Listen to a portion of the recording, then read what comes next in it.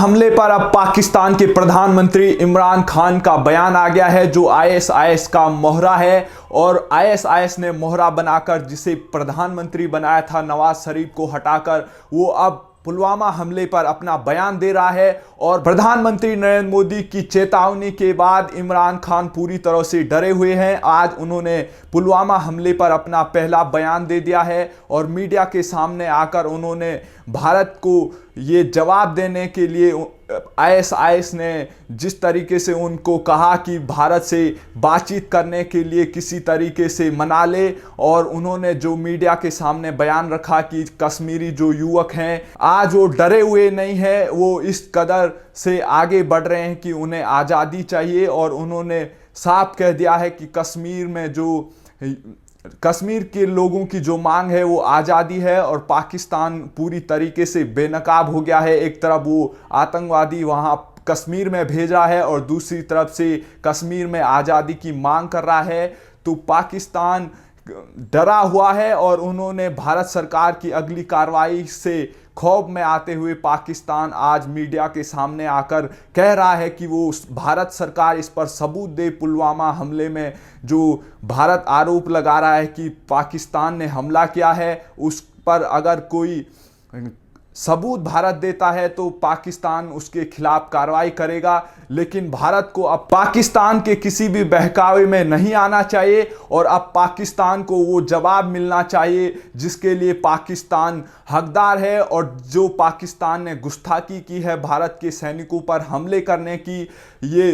पाकिस्तान जब से आज़ाद हुआ है पाकिस्तान ने हमेशा भारत को धोखा दिया है, और अब पाकिस्तान से कोई बातचीत नहीं होगी और उसका मुंह तोड़ जवाब दिया जाएगा। इसी से पाकिस्तान को समझ में आएगा कि उसने क्या किया है। और भारत और पाकिस्तान के बीच इस समय युद्ध जैसा माहौल चल रहा है और भारत के एक्शन से अब पाकिस्तान पूरी तरह से घबराया हुआ है।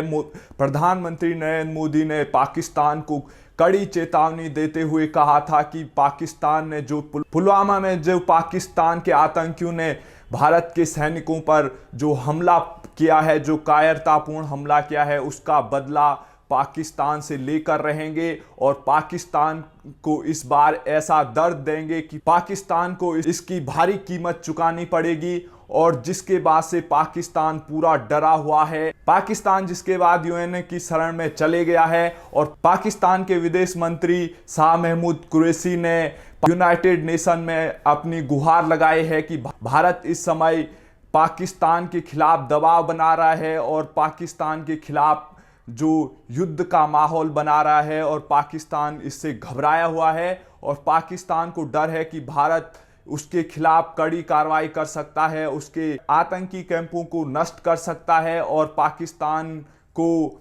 इसका खामियाजा भुगतना पड़ेगा। पाकिस्तान की सेना से बदला लिया जा सकता है। पाकिस्तान के विदेश मंत्री शाह महमूद कुरैशी ने यूएन के महासचिव एंटोनियो गुतेरेस को चिट्ठी लिखकर भारत की शिकायत की है। चिट्ठी में उन्होंने कहा है कि पुलवामा हमले के बाद भारत की सरकार तनाव को बढ़ावा दे रही है और उन्होंने कहा है कि भारत में इस समय जल्द लोकसभा के चुनाव होने वाले हैं, जिस वजह से भारत इस प्रकार के मुद्दे उठा रहा है। और उन्होंने कहा है कि भारत इस इलाके में तनाव को बढ़ाना चाहता है और जिससे इस इलाके में काफ़ी नुकसान हो सकता है और दोनों देश युद्ध की ओर जा सकते हैं। पुलवामा में हुए आतंकी हमले के बाद उन्होंने कहा कि चुनाव से पहले हिंदू वोट हथियाने के लिए इस प्रकार के हथकंडे अपनाए जा सकते हैं जिससे पाकिस्तान के खिलाफ भड़काया जा सके।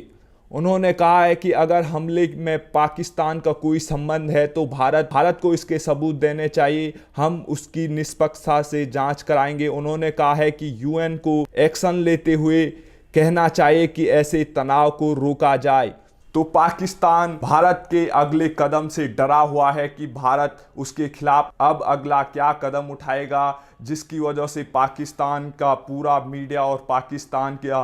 पाकिस्तान की पूरी सेना और पाकिस्तान की सरकार पूरी तरीके से डरी हुई है। और जिसके बाद पाकिस्तान की सेना ने जो पीओके में पाकिस्तान की सेना और आतंकियों के कैंप बनाए हुए थे उसे एलओसी से 10-15 किलोमीटर दूर पाकिस्तान की सेना के साथ आतंकियों के कैंप को मिला दिया गया है और पाकिस्तान की सेना अब उनकी सुरक्षा में लगी हुई है। लेकिन पाकिस्तान को पता नहीं है कि भारत सरकार पाकिस्तान की सेना और पाकिस्तान के आतंकियों के कैंप को भी उड़ा सकती है और पाकिस्तान के जो सेना है उसे पाकिस्तान के आतंकियों के कैंप को दूर शिफ्ट करने से अपने आतंकी कैंपों को पाकिस्तान की सेना सुरक्षा जिस तरीके से दे रही है उनको भी उड़ाया जा सकता है। तो पाकिस्तान अब आतंकियों को LOC से दूर ले जा रहा है और अब उसे डर है कि भारत उसके खिलाफ निर्णायक कदम उठा सकता है, जिसकी वजह से पाकिस्तान अब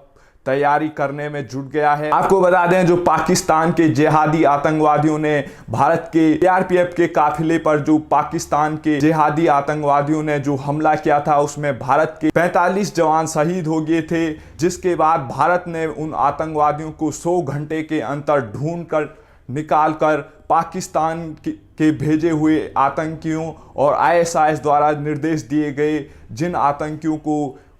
जो आतंकी इस हमले में मास्टरमाइंड थे उनको भारत की सेना ने 100 घंटे के अंदर उनको मौत के घाट उतार दिया है। अब बारी पाकिस्तान की सेना की है, जिसने इस हमले की योजना बनाई। उस ISIS की अब बारी है कि उसको इसका खामियाजा भुगतना पड़ेगा। जैसे मोहम्मद का सरगना महमूद अजहर जो भारत की सेना के खिलाफ जो हमले की योजना पाकिस्तान में बैठकर बनाता है, उसके खिलाफ अब निर्णायक कदम उठाने की तैयारी में है और उसको अंतर्राष्ट्रीय स्तर पर आतंकी घोषित करने के लिए भारत सरकार पूरी तरीके से कोशिश कर रही है। लेकिन चीन जिस प्रकार से भारत के इस कदम में रोड़ा अटका रहा है, उससे साफ जाहिर है कि चीन नहीं चाहता है कि भारत का जो सबसे मोस्ट वांटेड आतंकी है वो किसी तरीके से खत्म हो, उसके खिलाफ कोई एक्शन लिया जाए। वो खुलेआम दुनिया के तमाम उन देशों के विरोध के बावजूद चीन मसूद अजहर को आतंकवादी घोषित करने, मोस्ट वांटेड आतंकी घोषित करने के लिए राजी नहीं हो रहा है। और दूसरी तरफ चीन अपने देश में जो मुस्लिम हैं उनको चुन चुन कर मौत के घाट उतारा है और दूसरों के देश में जो आतंकवादी के रूप में बने हुए भारत को नुकसान पहुंचा रहे हैं उनके खिलाफ कोई एक्शन लेने के लिए तैयार नहीं है। तो चीन का जो चेहरा है वो पूरी तरीके से बेनकाब हो जाता है कि किस तरीके से चीन दोहरे मापदंड अपनाता है, किस तरीके से वो चाहता है कि भारत के खिलाफ जो मसूद अजहर कार्रवाई कर रहा है वो सही है और भारत को इसका खामियाजा जो भुगतना पड़ रहा है वो चीन की वजह से, क्योंकि चीन नहीं चाहता है कि मसूद अजहर पर कोई कार्रवाई हो और भारत के खिलाफ इसी तरह के जो आतंकवादी हमले हैं वो होते रहें। ये चीन की मंशा है और पाकिस्तान को वो पूरी तरीके से समर्थन दे रहा है और दूसरी तरफ अपने वहाँ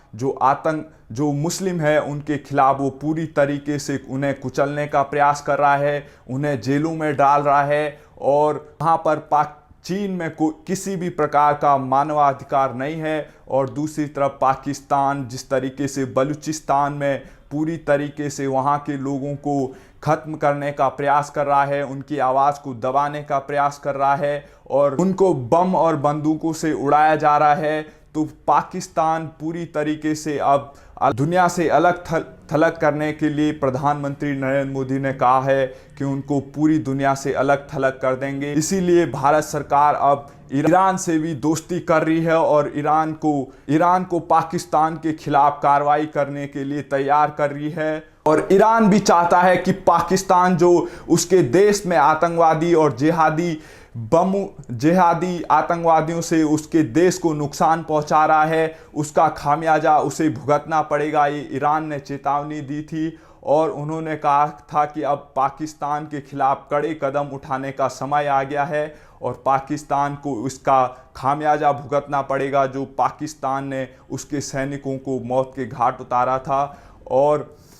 पाकिस्तान के जितने भी पड़ोसी हैं उसके आतंकवादियों से पूरी तरीके से दुखी हैं और जिसका अब पाकिस्तान को खामियाजा भुगतना पड़ेगा पूरे अंतर्राष्ट्रीय तौर पर। पाकिस्तान अब ब्लैक लिस्ट होने वाला है आर्थिक रूप से। पाकिस्तान की जो इकॉनमी है वो इस समय पूरी तरीके से चरमरा गई है और पाकिस्तान दूसरे देशों से भीख का कटोरा लेकर दूसरे देशों से पैसे मांग रहा है और कर्जा पूरी तरीके से पाकिस्तान जो है कर्ज में डूबा हुआ है और भारत से युद्ध की तैयारी करने का जो पाकिस्तान का नाटक है वो 2 दिन भी नहीं चल सकता है।